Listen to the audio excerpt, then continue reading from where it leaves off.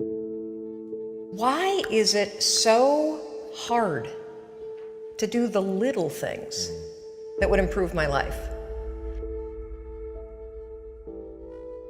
The way that our minds are designed is our minds are designed to stop you at all costs from doing anything that might hurt you. There are so many people in the world, and you know, you may be watching this right now, and you have these incredible ideas, and what you think is missing is motivation. And that's not true. Because the way that our minds are wired, and the fact about human beings, is that we are not designed to do things that are uncomfortable or scary or difficult. Our brains are designed to protect us from those things because our brains are trying to keep us alive. And in order to change, in order to build a business, in order to be the best parent, the best spouse, to do all those things that you know you want to do with your life, with your work, with your dreams, you're going to have to do things that are difficult, uncertain, or scary, which sets up this problem for all of us. The one thing we have in this world is we can't control the events, but we can choose what to focus on, we can choose what things mean, and we can choose what to do. Those three choices, those three decisions really control our life. You can always make a decision. That's always in your control. Staying with somebody that treats you like garbage is a decision.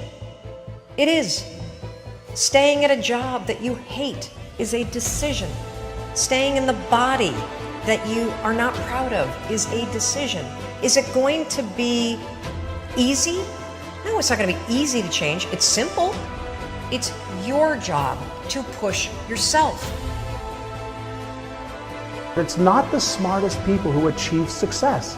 It's the people who procrastinate less, make fewer excuses, as they take actions every day towards the goals that they want to achieve. Indecision is the thief of opportunity. Indecision means the door is still closed. Indecision means the opportunity waits. Indecision means what could be is postponed or may never be. If you want to be successful in anything in life, never leave the sight of setting a goal without doing something that commits you to fulfillment. The next morning, the alarm goes off, and I pretended NASA was there.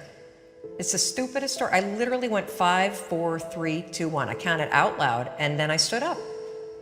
And I'll never forget standing there in my bedroom. It was dark, it was cold, it was winter in Boston. And for the first time in 3 months, I had beaten my habit of hitting the snooze button. There were moments all day long, just like that 5-second moment in bed, where I knew, knowledge, what I should do. And if I didn't move within 5 seconds, my brain would step in and talk me out of it. Every human being has a 5-second window, might even be shorter for you. You have about a 5-second window in which you can move from idea to action before your brain kicks into full gear and sabotages any change in behavior. Your life is what you think it should be. That's exactly what you are right now. You are what you thought you should be. And if you don't like who you are, you got to change what you think you should be. What you think is more important than what you do. And so if you want to change, you got to work on this attitude bit. Decide, commit, act, succeed, repeat. The one thing that all the greats have in common is they sweat the small stuff. They pay very, very close attention to every detail.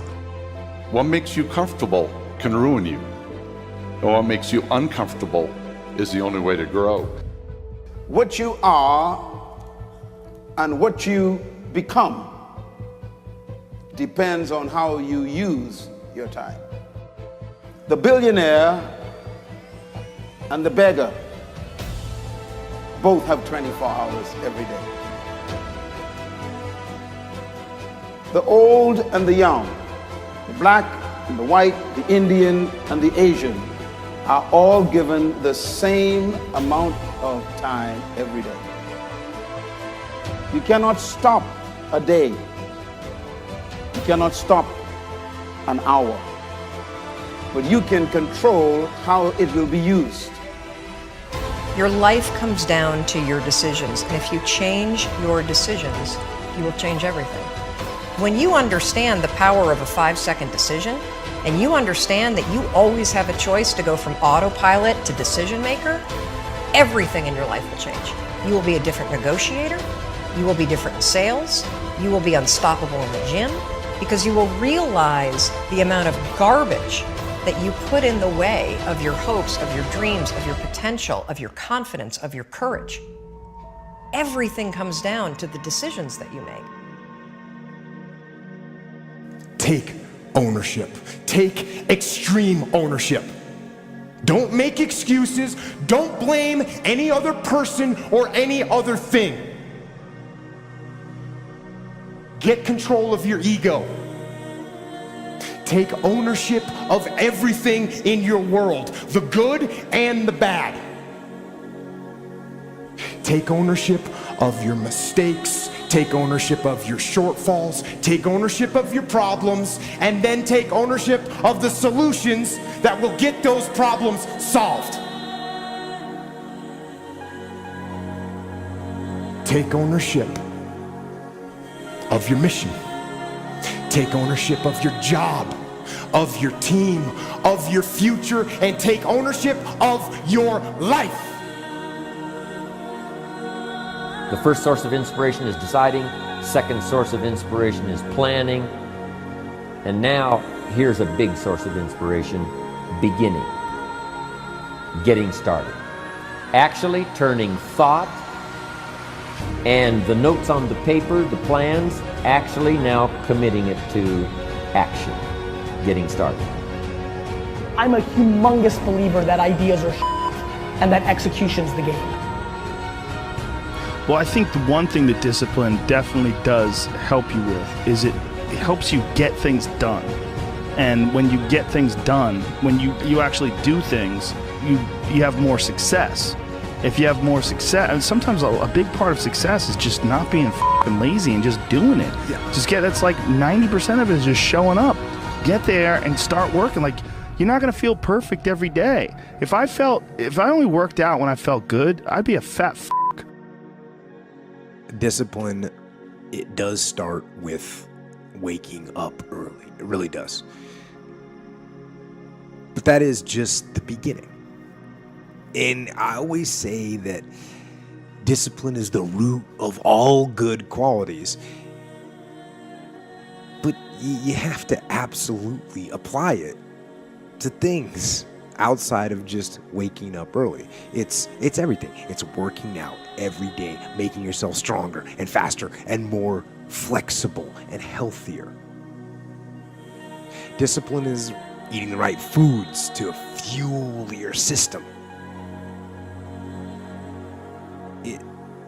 It's about disciplining your emotions so you can make good decisions.